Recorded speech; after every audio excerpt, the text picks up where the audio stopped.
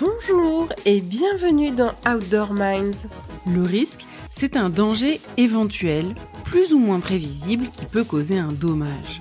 Nous n'avons pas tous la même tolérance au risque. Certains en ont une aversion profonde, d'autres s'y exposent avec délice. Je suis Armelle Solélac, serial entrepreneuse, investisseuse et double tour du mondiste. Pour cette 6e saison, nous allons explorer les ressorts de la prise de risque avec des athlètes, des entrepreneurs, des investisseurs et des personnalités inspirantes. Allez, c'est parti pour une nouvelle rencontre. Cet épisode d'Outdoor Minds vous est offert grâce au soutien d'Above & Beyond, le fonds d'investissement Early Stage, spécialiste des secteurs du tourisme, des sports et des loisirs. Bonjour à tous, aujourd'hui nous avons le plaisir d'accueillir Adrien Colombier, qui est serial entrepreneur, investisseur et un peu plus récemment sage-femme malgré lui. Bonjour Adrien. Bonjour Armelle, comment tu vas? Ça va bien, merci beaucoup. Alors, est-ce qu'il y avait, Adrien, dans ton enfance, des signes un peu précurseurs de la tournure qu'a pris ensuite ta carrière professionnelle, quels que soient les multiples aspects qu'elle a en ce moment? J'avais pas prévu dès mon enfance d'accoucher ma femme à la maison, mais c'est assez marrant. Je suis en train d'écrire un livre sur l'audace, et donc je parle de mon enfance, parce que je me suis posé la question d'où venait, s'il y avait effectivement des signes précurseurs de cette vie remplie d'aventures et d'audace. Et il y a deux choses, je pense, qui sont un peu à l'origine. C'est que mon adolescence, je l'ai partagée entre l'aviron à Annecy, sur le lac d'Annecy, s'entraîner 5, 6, 7 fois par semaine avec un groupe d'amis qui sont maintenant les tontons de mon fils. Donc, tu vois, on est tous très proches et c'était un moment très important dans ma vie. Et puis, l'informatique, le code, j'étais un vrai geek. Et j'ai appris 5, 6 langages tout seul à l'adolescence. Je montais, je démontais les ordinateurs, je les cassais pour pouvoir les réparer, etc. J'étais passionné par ça.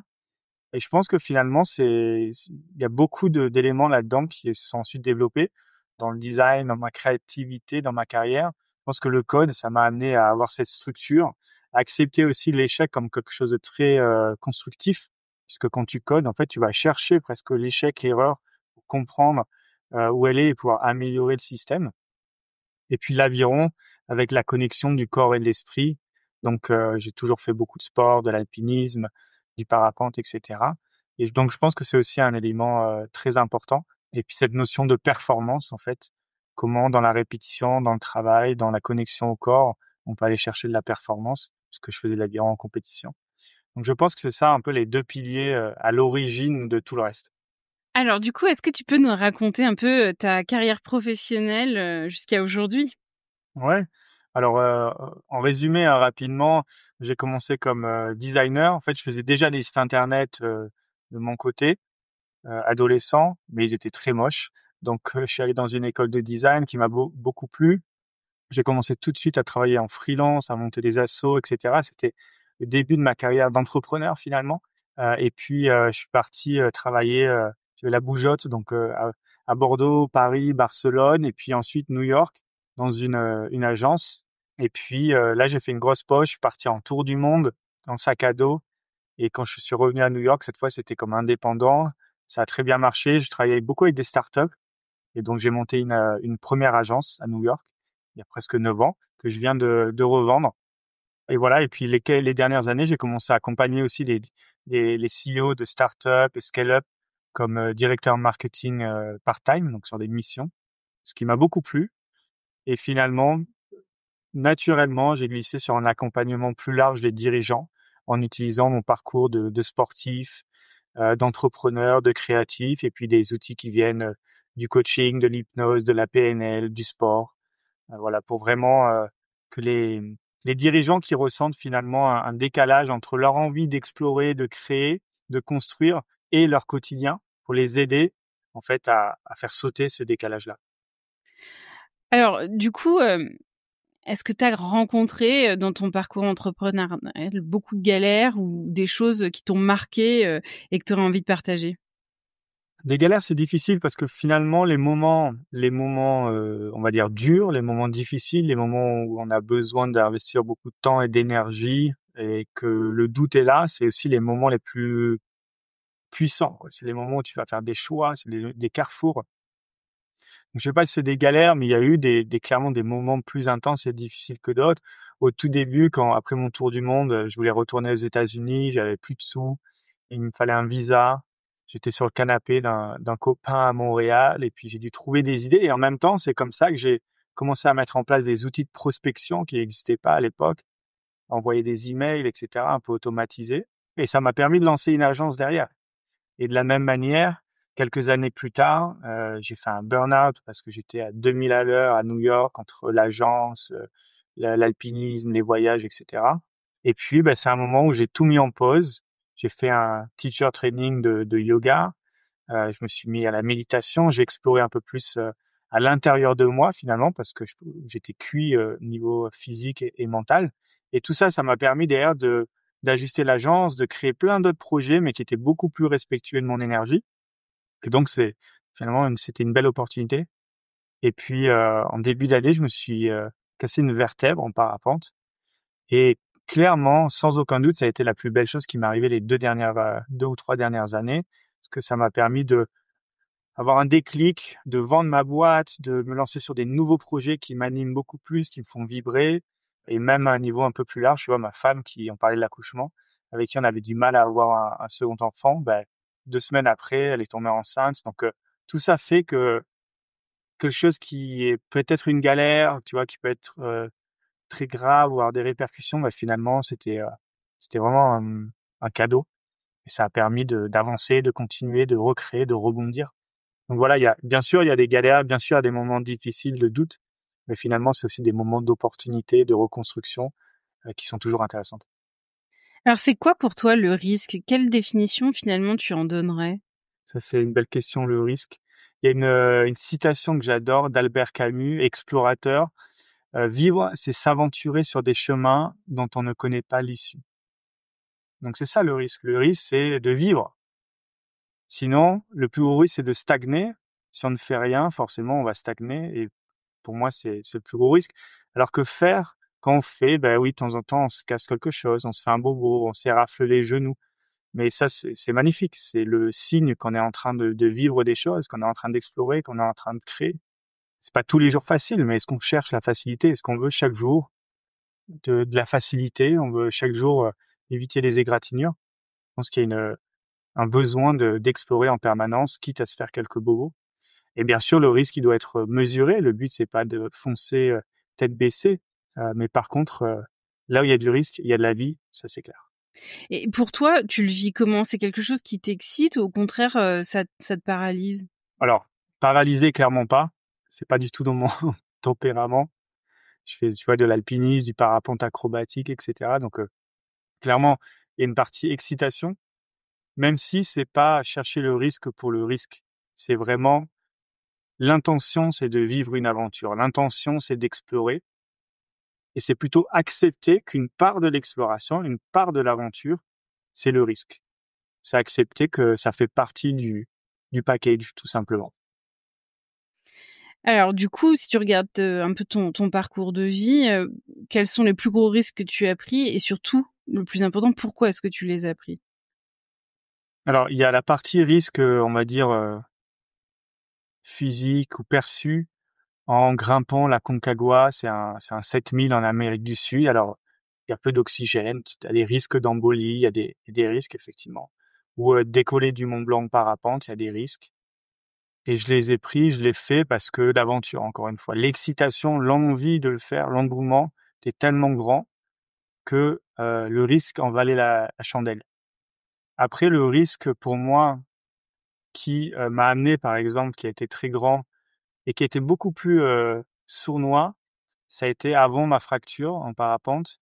Pendant 2, 3 ans, je me suis accroché à mon entreprise alors que je vibrais moins. Je me suis accroché à ça parce que ça m'a apporté un statut, un salaire confortable, beaucoup de temps libre. Et donc, ma logique voulait que je continue, que je m'accroche.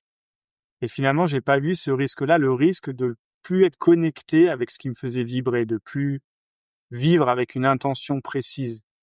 Et c'est sournois parce que c'est pas un risque classique, tu vois, c'est pas un risque d'avalanche, c'est pas un risque de se casser quelque chose. Mais finalement, ça m'a amené à cette fracture. et à être plus en adéquation avec ce que je faisais, avoir une énergie beaucoup plus basse, avoir beaucoup plus de frustration. Ça a impacté négativement ma vie de famille, ma vie pro.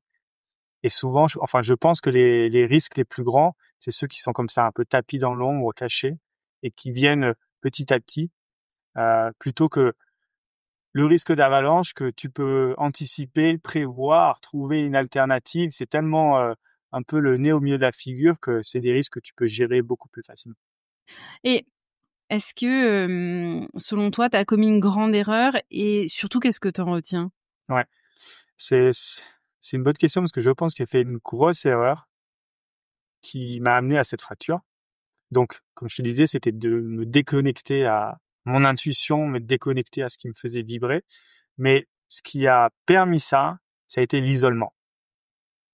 Donc j'ai une entreprise complètement remote. On travaillait tous de chez nous, dans plusieurs continents.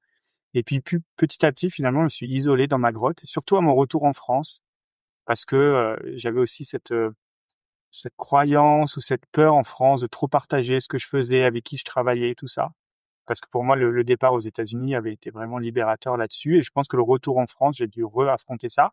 Et je me suis isolé, j'ai travaillé un peu chez moi, dans ma grotte. Je me suis pas inséré dans le tissu local d'entrepreneurs.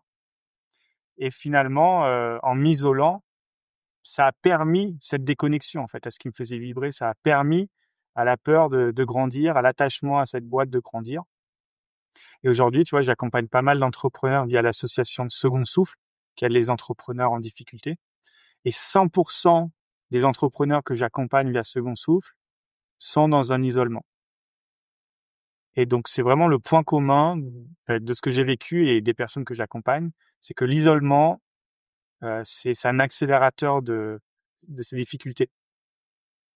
Et donc aujourd'hui, ce que j'ai appris, c'est que clairement dans ce nouveau cycle, cette nouvelle carrière, que ça soit en tant que coach, on va dire, ou de conférencier, ou même d'écriture, je le fais absolument pas tout seul. Ma priorité, c'est créer un écosystème, créer une équipe, que je sois le centre ou pas, peu importe. Mais m'intégrer, voilà, dans le tissu local aussi. J'ai rencontré plein d'entrepreneurs du coin, des clubs d'entrepreneurs, des associations, des personnes qui ont plein d'activités, etc. Et le but, c'est de plus retomber dans ce piège de l'isolement qui fait que quand il y a des moments justement durs, difficiles, l'isolement, ça, c'est vraiment des œillères. On a besoin d'une chambre d'écho, on a besoin d'un effet miroir, quelqu'un avec qui partager, des pairs, des des coachs, des superviseurs, des mentors, peu importe, des amis, pour pouvoir en fait avancer et puis trouver des bonnes solutions et sortir de sa propre rumination des difficultés qu'on rencontre. Quand tu traverses, pardon, des moments difficiles, qu'est-ce qui te fait tenir et comment est-ce que tu puises ta motivation? Ah ben c'est super. Dans une semaine, je donne une conférence sur l'optimisme, comment devenir des athlètes de l'optimisme. Je pense que l'optimisme, c'est l'outil le plus puissant qu'on a dans les difficultés. Parce que l'optimisme, c'est une machine à transformer les difficultés en opportunités. Souvent, je compare l'optimisme, si tu veux, les difficultés, c'est un peu un boulet qu'on traîne. Comme le pessimisme, comme les aléas de la vie, c'est des boulets qu'on traîne. L'optimisme, ça te permet de monter sur ce boulet pour voir un peu plus loin et trouver des solutions. Et donc, l'optimisme, ouais, pour moi, c'est l'outil le plus puissant. Et puis, pour développer cet optimisme, pour devenir un athlète de l'optimisme, il y a des outils. Il y a ce qu'on appelle des questions puissantes. Un petit exemple, c'est quand je me suis cassé cette vertèbre, j'ai pensé à 3 choses. J'étais allongé sur un parking, parce que j'ai atterri sur un parking. J'ai percuté une voiture. Bon, la première chose, je me suis dit, aïe, ça pique quand même. La deuxième, je me suis dit, ah, je sens le bout de mes doigts, le bout de mes pieds. Donc ça va aller, c'est pas si grave. Et la troisième, c'était, ah, je vais enfin pouvoir vendre ma boîte. Et finalement, ça, c'était la réponse à une question qui est hyper puissante quand on est dans les difficultés. Cette question, c'est en quoi cet événement va me permettre de vivre ce qui est important pour moi, mes valeurs finalement. En quoi le fait de me fracturer une vertèbre, ça va me permettre de vivre quelque chose qui est important pour moi. Il y a toujours une solution. Ce qui est important pour moi, c'est l'aventure, l'exploration.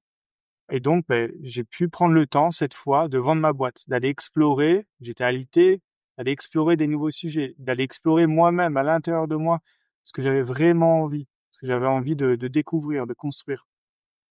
Il y a toujours une manière de trouver, c'est un peu le bon côté des choses, mais vraiment en quoi je vais pouvoir m'appuyer sur cette difficulté pour construire quelque chose.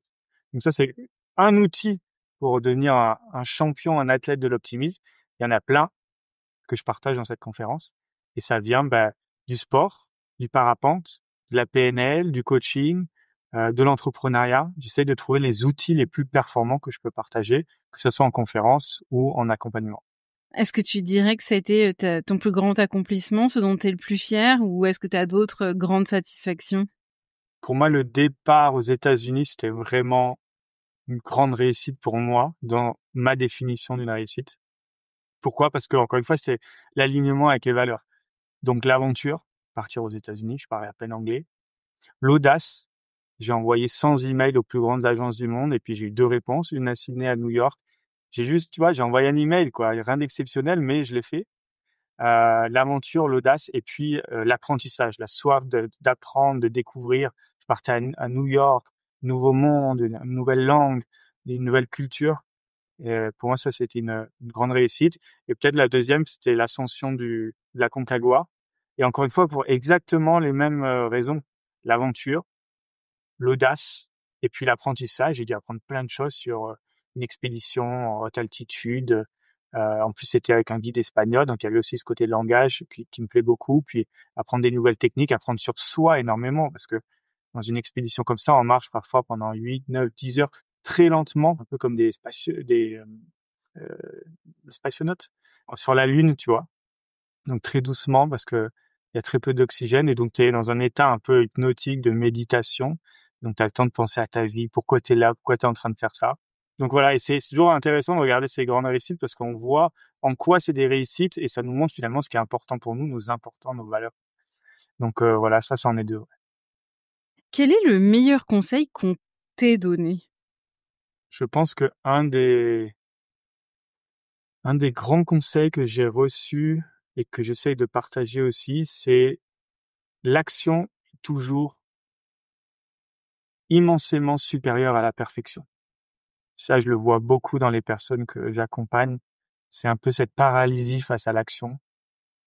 Parce que oui, mais je suis pas encore assez bon, j'ai pas lu encore assez de livres, j'ai pas encore assez affiné le truc. Et finalement, pendant tout ce temps, on n'avance pas, on n'apprend pas, on procrastine. Et l'action, je le vois en sport, je le vois en entrepreneuriat, c'est toujours supérieur.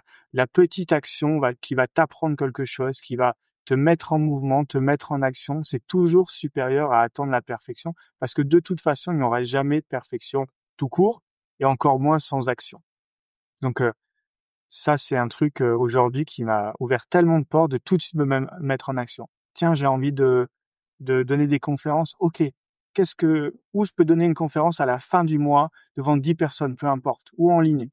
Tout de suite, la petite action la plus accessible pour me mettre en mouvement, pour me lancer et pour apprendre quelque chose.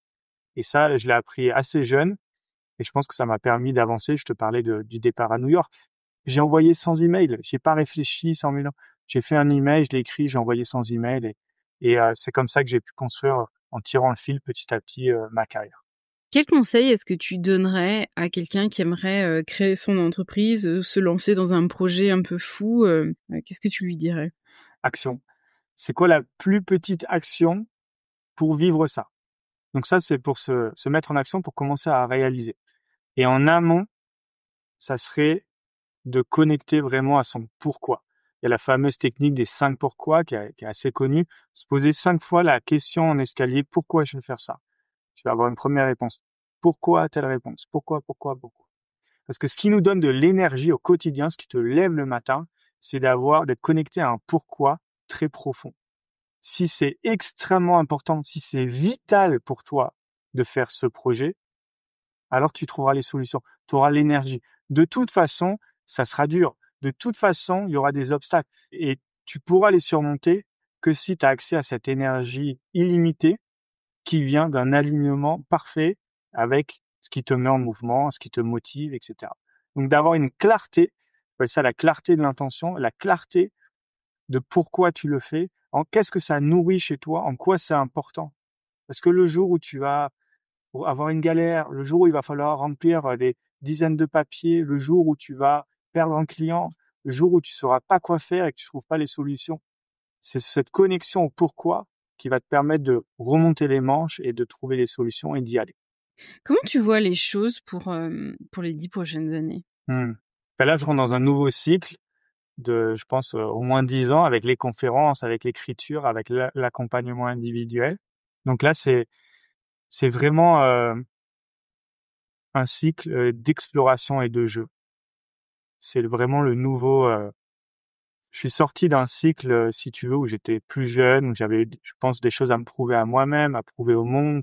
J'avais besoin d'arriver à une certaine réussite sociale, financière, matérielle. Et puis là, tu vois, j'ai eu un deuxième enfant. Je rentre dans un nouveau cycle où j'ai plutôt envie d'explorer, de jouer, de retrouver cette énergie, enfin là que d'ailleurs j'ai retrouvé c'est ça le guide quoi. C'est est-ce que l'énergie, tu vois, on parlait d'énergie avec l'alignement et tout simplement en se mettant en action, en testant des choses, tu vois, attends, ça me draine ou est-ce que ça me nourrit? Et donc de suivre ça. Et donc ce cycle-là de 10-15 ans, c'est voilà, rester connecté à tout prix à cette énergie. Et ça va ouvrir le chemin et juste explorer ce chemin et avoir, tu vois, du fun. Je sais que le reste suivra. Je sais que les résultats suivront. Je le vois déjà avec les conférences, avec les accompagnements. Mais c'est ça on va dire la règle pour ce nouveau cycle, c'est rester connecté à cette énergie-là et cette envie de jouer, d'explorer. Qu'est-ce que tu sais, Adrien, avec une absolue certitude? Absolu, c'est dur.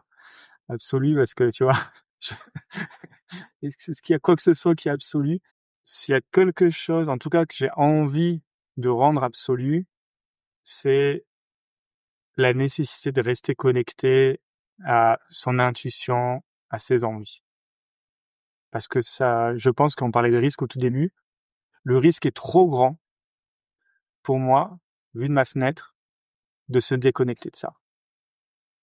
Parce que quand on se déconnecte de ses envies, de ce qui est bon pour soi, de ce qui nous motive profondément, de ce qui nous met en mouvement, je pense qu'on met tout sur la balance. On met notre santé mentale, notre santé physique, notre famille, nos relations aux autres, et puis notre réussite matérielle, etc. Je pense que tout est sur la balance quand on fait ça, et que le jeu, en tout cas pour moi, à l'heure actuelle, en vaut plus la chandelle. Alors que si tu es connecté à tes envies, si tu prends du plaisir, ça veut pas dire que ça soit facile au quotidien, mais que tu prends du plaisir et que tu sais que c'est connecté à ta motivation profonde, à tes pourquoi, il y aura quand même des difficultés, il y aura quand même des obstacles, mais ça aura du sens.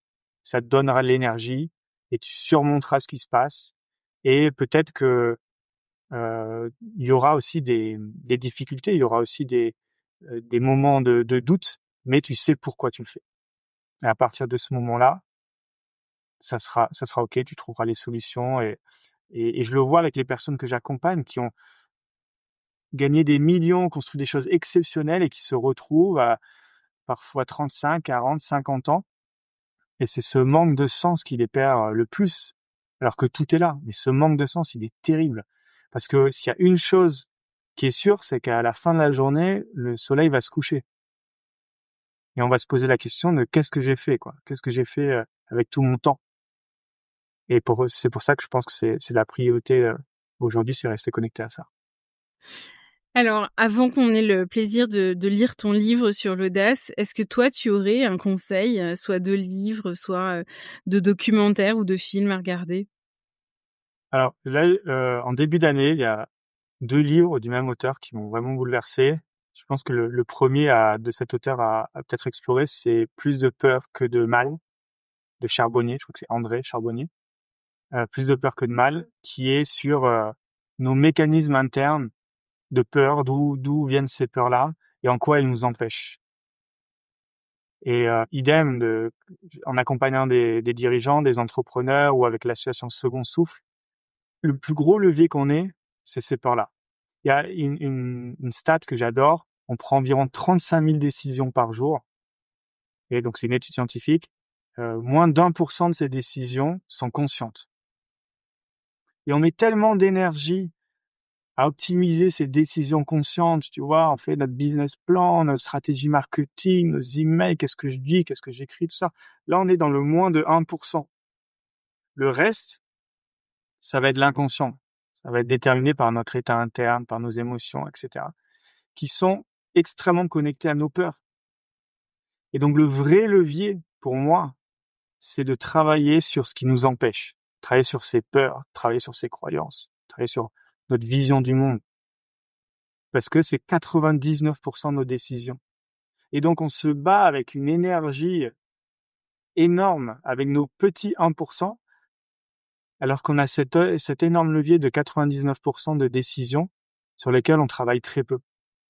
Et on le voit dès qu'on commence à travailler là-dessus, dès qu'on commence à faire sauter ces peurs-là, les résultats sont immédiats. On n'est plus du tout dans la même dans le rapport au temps. C'est-à-dire que les choses vont avancer à une vitesse énorme parce qu'on a fait sauter un énorme levier ou on a accédé à un énorme levier. Je le vois avec, tu vois, en travaillant avec la conférence, en travaillant sur la prise de parole, en travaillant sur cette capacité d'être dans sa juste valeur et s'autoriser à partager ce qu'on sait au monde et notre vision du monde. La prise de parole, c'est un super exercice pour ça. Et les conséquences, elles sont immédiates parce que tu vas plus parler de tes projets de la même manière au quotidien, tu vas plus dégager la même énergie et tout de suite, ça accélère le nombre d'opportunités, le nombre de connexions. Tu vois, on se retrouve aujourd'hui, c'est pas pour rien, ça a été des recommandations suite à des conversations. Et donc, tout s'accélère beaucoup plus que en optimisant ta landing page ou en optimisant le sujet de ton email, qui là où on reste dans les 1%. Donc voilà, je pense que c'est ça le plus grand levier pour travailler ça. Je conseille ce livre, c'est un super bon départ. Plus de peur que de mal. Et pour terminer, quelle est la question que tu aurais aimé que je te pose et que je t'ai pas posée? Je crois que tu vas me sécher sur cette question-là. On a pas mal parlé. J'en ai pas de questions. Ça marche. Un grand merci, Adrien Colombier, serial entrepreneur et investisseur, d'avoir été notre invité aujourd'hui. Voici les 4 points clés à retenir de cet épisode. Le premier, c'est que les moments d'adversité et de galère, ce sont aussi les moments qui font le plus progresser, parce qu'ils nous obligent à nous poser les bonnes questions. Le deuxième point, c'est que si vivre est un risque, alors le plus gros risque, c'est de stagner. Là où il y a du risque, il y a de la vie. Le troisième point, c'est que l'isolement permet aux doutes et aux peurs de s'installer. L'isolement, en fait, c'est une sorte d'accélérateur de difficultés. Alors, créez-vous un écosystème pour partager et avoir un effet miroir et éviter de provoquer ces difficultés. Et enfin, le dernier point, c'est la punchline de l'épisode. L'optimisme est une machine à transformer les difficultés en opportunités. Merci à tous d'avoir écouté Outdoor Minds. Cet épisode vous a plu? Je vous invite à le partager autour de vous et à me soutenir en mettant une note de 5 étoiles avec un commentaire sympa. Cela m'aidera beaucoup pour faire connaître ce podcast et mettre en lumière tous ces leaders qui le méritent. Vous voulez découvrir de nouvelles personnalités inspirantes? Alors je vous donne rendez-vous la semaine prochaine. À très vite sur Outdoor Minds.